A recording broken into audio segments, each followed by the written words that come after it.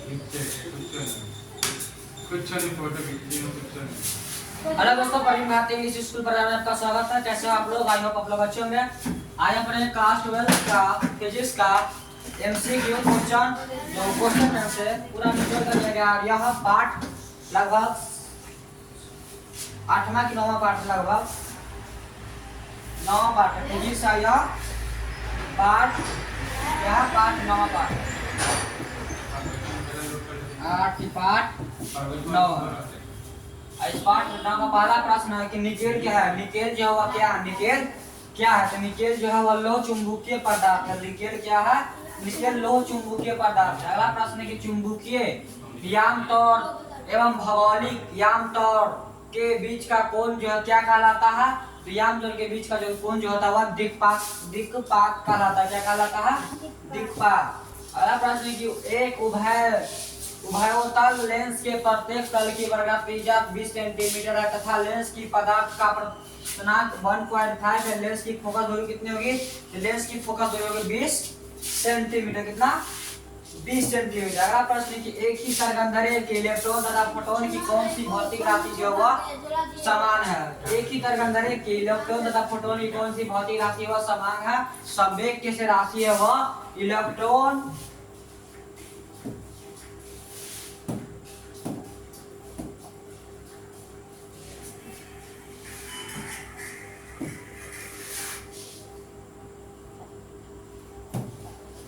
एक ही तरंगदैर्घ्य के इलेक्ट्रॉन तथा प्रोटॉन की जो संवेग की जो राशि है वह समान है। किसका? संवेग का। अगला प्रश्न है कि नाभिकीय रेडिएटर का मंदा का कार्य क्या होता है? नाभिकीय रेडिएटर जो मंदा का उसका कार्य क्या होता है? उसका कार्य होता है कि न्यूटन की गति में मंदा करना। किसका काम है? नाभिकीय रेडिएटर का काम है न्यूटन की गति में मंदा करना। अगला प्रश्न है कि पी प्रकार के अर्धचालकों के लिए अशुद्ध तत्वों के रूप में प्रयोग किया जा सकता है। किसका प्रयोग किया जा सकता है? तो बोरोन का प्रयोग किया जा सकता है। किसका? बोरोन का। पी प्रकार के अर्धचालकों के लिए अशुद्ध तत्वों के रूप में बोरोन के प्रयोग किया जा सकता है। अगला प्रश्न है कि डायोडा का उपयोग किया जाता है। डायोडा का उपयोग किसकी किया जाता है? तो दिष्टकारी की तरह किया जाता है। डायोडा के उपयोग जो है वह दिष्टकारी की तरह किया जाता है। अगला प्रश्न है कि जब प्रकाश स्रोत और पर्दे के बीच की दूरी बढ़ा दी जाए तो चौड़ाई जो घटेगी या बढ़ेगी? जब अगर हम फ्रिज की चौड़ाई क्या स्रोत की पर्दे की जो बीच की दूरी बढ़ाएगी तो उसको दूरी बढ़ाएगी तो फ्रिज की चौड़ाई भी बढ़ानी होगी। फ्रिज क्या हो गया? क्या बढ़ती है। अगला प्रश्न है कि रेडियो सक्रियता का मात्रक क्या है? रेडियो सक्रियता का मात्रक क्यूरी है। रेडियो सक्रियता का मात्रक क्या है? क्यूरी है। अगला प्रश्न है कि निम्नलिखित में से किसकी वेधन क्षमता सबसे ज्यादा होती है? तो वायु किरण की जो वेधन क्षमता जो होती है वह उसका सबसे ज्यादा होता है। वायु किरण की वेधन क्षमता सबसे ज्यादा होता है। अगला प्रश्न है कि टीवी प्रसारण के लिए किस आवृत्ति परास का उपयोग होता है? टीवी परास के लिए 300 mHz से 300 mHz का आवृत्ति का प्रयोग होता है। टीवी प्रसारण के लिए 30 mHz से 300 mHz आवृत्ति परस का उपयोग होता है। अगला प्रश्न है किसी भी प्रिज्म की वर्ण विक्षेपण क्षमता निर्भर करती है। प्रिज्म की जो वर्ण विक्षेपण क्या है? वर्ण विक्षेपण की क्षमता वह किस पर निर्भर करता है? वह प्रिज्म के पदार्थ के प्रकृति पर निर्भर करता है। किसका? प्रिज्म वर्ण विक्षेपण की क्षमता जो वह प्रिज्म के पदार्थ के प्रकृति पर निर्भर करता है। अगला प्रश्न है कि लेजर क्रिया के लिए आवश्यक क्या है? लेजर क्रिया के लिए आवश्यक क्या है? संख्या परिवर्तन जो है लेजर क्रिया के लिए अत्यंत आवश्यक है। लेजर क्रिया के लिए संख्या परिवर्तन होना बहुत जरूरी है। अगला प्रश्न है कि प्रकाश अनुप्रस्थ तरंग क्योंकि यह प्रदर्शित करता है। प्रकाश अनुप्रस्थ तरंग है क्योंकि यह क्या प्रदर्शित करता है? यह ध्रुवन प्रदर्शित करता है। प्रकाश अनुप्रस्थ तरंग है क्योंकि यह ध्रुवन प्रदर्शित करता है या प्रदर्शित करता है। अगला प्रश्न है कि जब किसी कुंडली में धारा 0.15 या 24 में परिवर्तित होता है तो 50 वोल्टेज का औसत वोल्टेज उत्पन्न होता है। तो कुंडली का स्वरपत्रक कितना होगा? तो कुंडली का स्वरपत्रक होगा 1.67 हेनरी। अगला प्रश्न है कि द्वितीयक तरिणिकाओं की अवधारणा किसके द्वारा दी गई थी? द्वितीयक तरिणिकाओं जो अवधारणा जो है वह हाइगन्स के द्वारा दी गई थी। द्वितीयक तरिणिकाओं का अवधारणा किसके द्वारा? हाइगन्स के द्वारा दी गई थी। अगला प्रश्न फोटो इलेक्ट्रिक प्रभाव के प्रकाश विद्युत धारा स्वतंत्र है। फोटो इलेक्ट्रिक विद्युत प्रकाश के विद्युत धारा स्वतंत्र है किसके आपातित प्रकाश की आवृत्ति से स्वतंत्र। फोटो इलेक्ट्रिक जो है इलेक्ट्रिक प्रवाह में प्रकाश में विद्युत धारा स्वतंत्र है किसके कारण आपातित प्रकाश की आवृत्ति से वह सुरक्षित है। अगला प्रश्न है कि विदेशी स्पेक्ट्रम के रंगों में सब किसकी अधिक तरंगदैर्घ्य होती है। तो लाल का जो होता है सबसे अधिक होता है और बैगनी का जो होता है वह सबसे कम होता है। तो लाल रंग का जो देशी स्पेक्ट्रम रंगों में सबसे अधिक होती है। अगला प्रश्न है किसी परमाणु का नाभिक बना होता है, किसी परमाणु का जो नाभिक जो बना होता है प्रोटॉन और न्यूट्रॉन से बना होता है। प्रोटॉन और न्यूट्रॉन से क्या बना होता है, किसी नाभिक का परमाणु बना होता है। अगला प्रश्न है केवल धारिता युक्त प्रतिवर्ती धारा परिपथ में धारा एवं वोल्टता का बीच का कालांतर कितने का होता है। तो वोल्टता के बीच का कालांतर 90 डिग्री का होता है। केवल धारिता युक्त प्रतिवर्ती धारा में परिपथ के धारा एवं वोल्टता का बीच का कालांतर 90 डिग्री का होता है। अगला प्रश्न है कि निम्नलिखित में से किसकी वैद्युत चुंबकीय विकिरण का तरंगदैर्घ्य न्यूनतम है। किस वैद्युत चुंबकीय विकिरण का तरंगदैर्घ्य जो है वह न्यूनतम है। तो गामा किरण के लिए तरंगदैर्घ्य जो है वह न्यूनतम है। अगला प्रश्न है कि 25 का द्विआधारी समूलतय क्या होगा। तो 25 का द्विआधारी समूलतय होगा 11,001 स्क्वायर। 25 का समूलतय होगा 11,001 स्क्वायर और 27 का 11,011 स्क्वायर। अगला प्रश्न है कि विवर्तन चौड़ाई व्यक्तिकरण फ्यूजो विवर्तन की चौड़ाई जो होती है वो व्यक्तिकरण फ्यूजो के समान क्या के समान नहीं होती है। विवर्तन की चौड़ाई जो होती है वह फ्यूजो के समान नहीं होती है। अगला प्रश्न है कि प्रकाश वर्षा का मान बराबर कितना होता है। प्रकाश वर्षा का मान बराबर होता है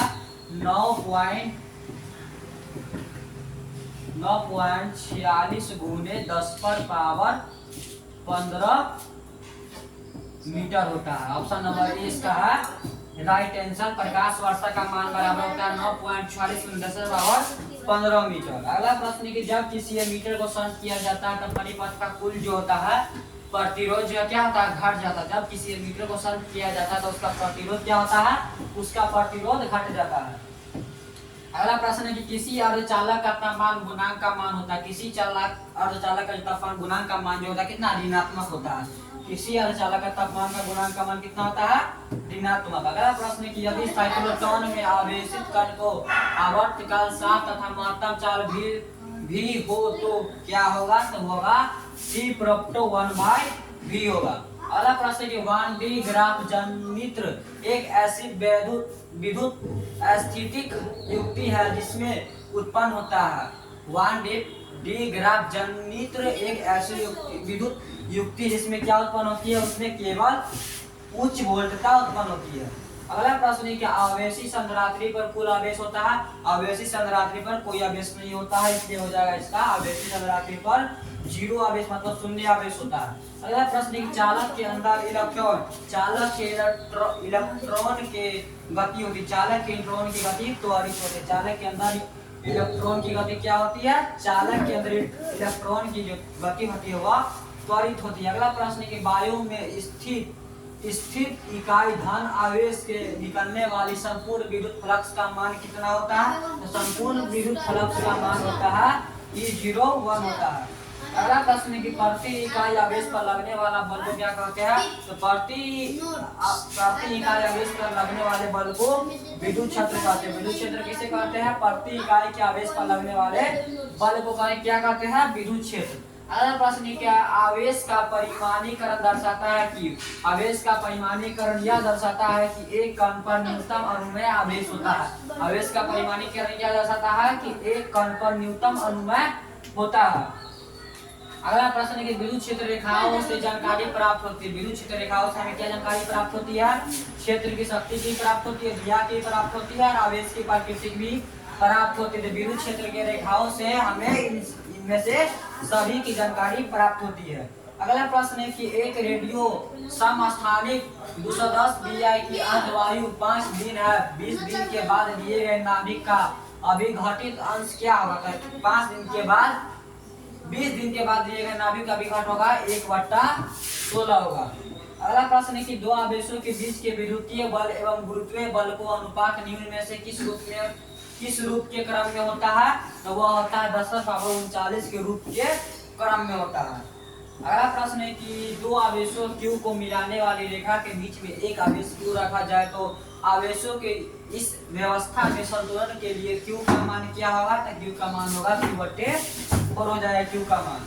अगला प्रश्न है कि विद्युत द्विध्रुव आघूर्ण P एवं विद्युत क्षेत्र की तीव्रता के बीच का कोण मान कितना होगा कि द्विध्रुव स्थिर साम्यावस्था स्थित रहे? उसका कितना मान जो है द्विध्रुव की स्थिर साम्यावस्था जो है स्थिर रहता है, 0 जो होगा तब वह स्थिर रहेगा।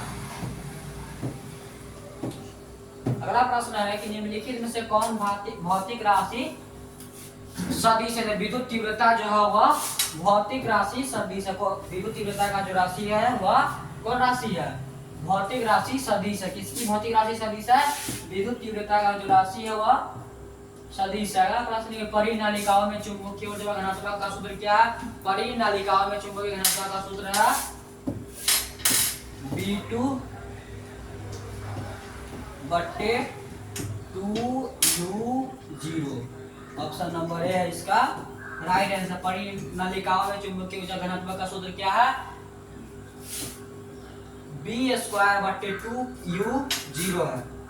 अगला प्रश्न है कि दो विद्युत आवेशों के बीच पे लगने वाला बल को नियंत्रित करने वाले नियम को क्या कहते हैं? तो उसको कूलॉम का नियम कहते हैं। कि दो विद्युत आवेशों के बीच के लगने वाले बल को हम कूलॉम का नियम कहते हैं। अगला प्रश्न है कि विद्युत आवेश के कारण दूरी पर विद्युत विभव का मान होता है। तो विद्युत आवेश के कारण दूरी पर विद्युत विभव का मान कितना होता है?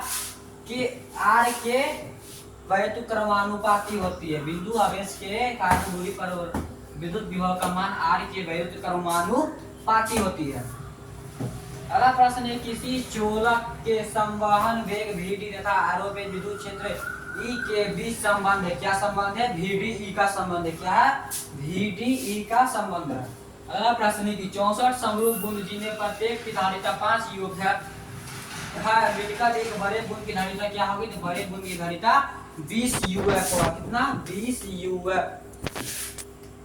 अगला प्रश्न है कि व्योममापी के मुख्यतः क्या मापा जाता है? तो व्योममापी से विभवांतर क्या मापा जाता है? व्योममापी से विभवांतर मापा जाता है। क्या? व्योममापी से मुख्यतः विभवांतर मापा जाता है। अगला प्रश्न है कि अगर दो आवेशों के बीच की दूरी बढ़ाई दी जाए तो उनकी स्थित ऊर्जा जो है क्या होती है? तो उसकी स्थित ऊर्जा जो है वह घट भी सकती है और बढ़ भी सकता है। कोई अंदाजा नहीं लगा सकती, घट भी सकती है और बढ़ भी सकती है। अगर दो आवेशों के बीच की दूरी बढ़ा दी जाती तो उसकी ऊर्जा जो है वह घट भी सकती है और बढ़ भी सकती है। अगला प्रश्न है कि दो प्रतिरोध R एवं 2 के एक विद्युत परिपथ में श्रेणीकरण में जोड़ा जाता है तब R तथा 2R में उत्पन्न उष्मीय ऊर्जा का अनुपात क्या होगा? तो उसका उष्मीय ऊर्जा का अनुपात 1:2 होगा। अगला प्रश्न है कि एक गोलीय दर्पण को पानी में डुबा दिया जाए तो इसकी फोकस दूरी जो है समान रहेगी। अगर उसको पानी में डुबा दिया जाएगा तो उसका जो फोकस दूरी है क्या समान रहेगा। अगला प्रश्न है कि पूर्ण आंतरिक परावर्तन की स्थिति में परावर्तन गुणांक का मान कितना होगा? गुणांक का मान जो है परावर्तन गुणांक का मान जो है 1 होगा। अगला प्रश्न है कि पार्थिव दूरदर्शी द्वारा बना अंतिम प्रतिबिंब कैसा होता था या कैसा था? पार्थिव दूरदर्शी द्वारा बना अंतिम प्रतिबिंब सरापनी की वस्तु की अपेक्षा सीधा बना हुआ था। अगला प्रश्न है किसी LCR परिपथ में अनुनाद की स्थिति में आरोपित वोल्टेज तथा धारा के बीच का कलांतर कितना होता है? तो वोल्टेज तथा आरोपित वोल्टेज का कलांतर जो होता है 0 का होता है। अगला प्रश्न कि एक ऊंचाई ट्रांसफार्मर की द्वितीय कुंडली में धारा का मान प्राथमिक कुंडली की तुलना में क्या होती है? कुंडली की तुलना में उसका जो धारा का अनुपात जो है वह कम होता है। अगला प्रश्न कि X किरण है। X क्या किरण है? तो वह है गतिमान X किरणें है। X जो किरणें है वह विद्युत चुंबकीय तरंगे है। X किरण कौन सा क्या तरंगे है? विद्युत चुंबकीय तरंगे। अगला प्रश्न है कि यदि किसी माध्यम से निर्गता संपूर्ण आंतरिक परावर्तन के लिए क्रांति कोण 30 डिग्री हो तो मध्य में प्रकाश का वेग कितना होगा? तो मध्य में प्रकाश का वेग होगा ऑप्शन नंबर बी बराबर 1.5 गुने 10⁻⁸ मीटर सेकेंड होगा। कि अगर यदि किसी माध्यम से निर्भरता में संपूर्ण आंतरिक परावर्तन के लिए क्रांतिक तो मध्यम प्रकाश का मान होगा 1.5 × 10⁸ metre second metre by second. अगला प्रश्न है कि 40 सेमी फोकस दूरी का एक उत्तल लेंस एवं 20 सेंटीमीटर फोकस दूरी का एक अवतल लेंस में संपर्क में है। इनके संयोजक की क्षमता डायोप्टर में है, इसके डायोप्टर में क्षमता है -2.5। 40 सेमी फोकस दूरी का उत्तल लेंस 20 सेंटीमीटर फोकस दूरी वाला अवतल लेंस के संपर्क में इनकी संयोजक क्षमता डायोप्टर में 2.5 है। अगला प्रश्न है कि व्यक्तिकरण की घटना का कारण क्या है। व्यक्तिकरण की घटना का कारण क्या है। तो व्यक्तिकरण का घटना का कारण कालांतर। व्यक्तिकरण की घटना का कारण क्या है। व्यक्तिकरण का घटना का कारण है कालांतर। अगला प्रश्न है कि ध्रुवित प्रकाश उत्पन्न करने के लिए किसको प्रयुक्त किया जाता है। तो ध्रुवित प्रकाश उत्पन्न करने के लिए निकोल प्रिज्म को प्रयुक्त किया जाता है। अगला प्रश्न है कि तीर है। तीर किसका प्रतीक है। तीर किसका प्रतीक है। तीर डायोडा का प्रतीक है। तीर किसका प्रतीक है। डायोडा का प्रतीक है। अगला प्रश्न है कि ट्रांजिस्टर के परिवर्तन गुणांक की एक इकाई होती है। ट्रांजिस्टर परिवर्तन की गुणांक की इकाई जो होती है नहीं होती, इनमें से कोई भी नहीं होती है, क्योंकि कोशिका की इनकी कोई विशिष्ट इकाई नहीं होती है, क्योंकि यह एक अनुपात है और इनमें आउटपुट और इनपुट के बीच को संबंध को दर्शाता है, इसलिए इनकी कोई विशेष इकाई नहीं होती है। अगला प्रश्न कि निम्न में से कौन सा तर्क द्वार सार्वजनिक तर्क द्वार है। NaND जो है वह सार्वजनिक तर्क द्वार है। NaND का प्रतीक कौन है। NaND का प्रतीक ये है। ये किसका सार्वजनिक द्वार का यह प्रतीक है। कौन। NaND किससे दर्शाते हैं, इससे दर्शाते हैं। Option number D. अगला प्रश्न है कि UHF आवृत्ति की तरंग पहले कैसे संचालित होती है।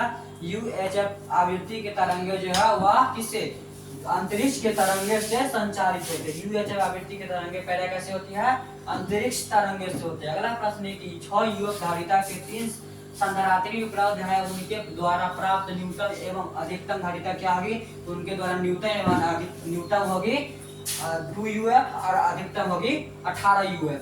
6 युवक धारिता के बीच के संधारित्री उपलब्ध है, उनके द्वारा प्राप्त न्यूनतम होगा 2 UF और अधिकतम होगा 18 UF। इसका राइट आंसर हो जाएगा ऑप्शन नंबर सी 2 UF और 18 UF। अगला प्रश्न है कि एक विद्युत धारावाही लूप की त्रिज्या दूनी तथा धारा आधी कर दी जाए तो इसके चुंबकीय आघूर्ण क्या हो जाएगा। तो इसके चुंबकीय आघूर्ण दुगना हो जाएगा। यदि एक विद्युत धारावाही लूप की त्रिज्या को दुगनी तथा धारा आधी कर दी जाए तो इसकी चुंबकीय आघूर्ण जो है दुगनी हो जाएगी।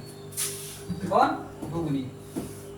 अगला प्रश्न है कि एक चौक कुंडली का स्वरपेक्तव 5 हेनरी है, इसे वाहित धारा 2s-1 की दर से बढ़ा रही है। चौक कुंडली का विद्युत वाहक बल होगा, इसका वाहक बल होगा -10 ली होगा।